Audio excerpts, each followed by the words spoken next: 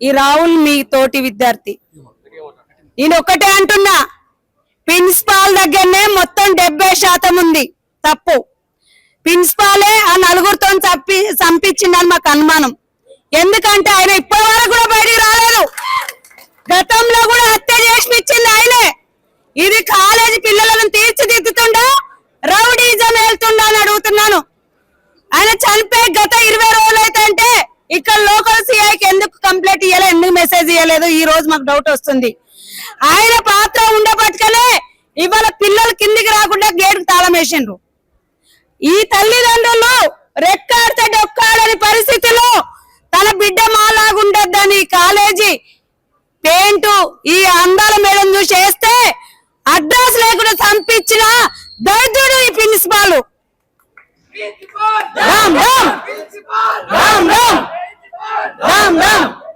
నేను అడుగుతున్నాను, ఈ ప్రిన్సిపాల్ వీళ్ళ ₹1 నష్టపరిహారం ఇవ్వాలి. నష్టపరిహారం ఇవ్వాలా వద్దా?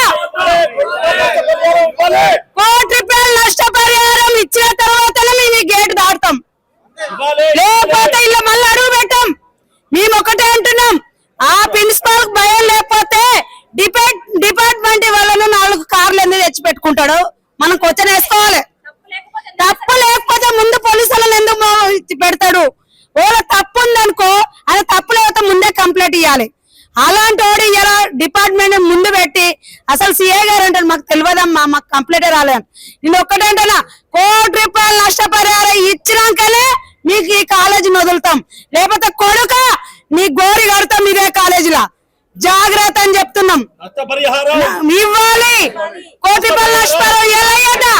₹1 నష్టపరిహారం ఇవ్వాలా? కోట్లు దండుకోవాలి. నిర్లక్ష్య వైఖరి జస్టిస్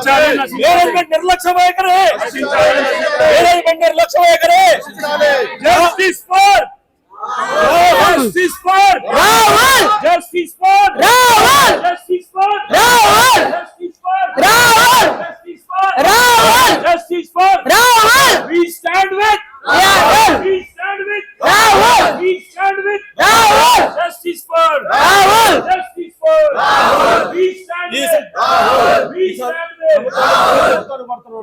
ఇదే మీ రాజ్యం, ఇదే మీ రాజ్యం, ఇదే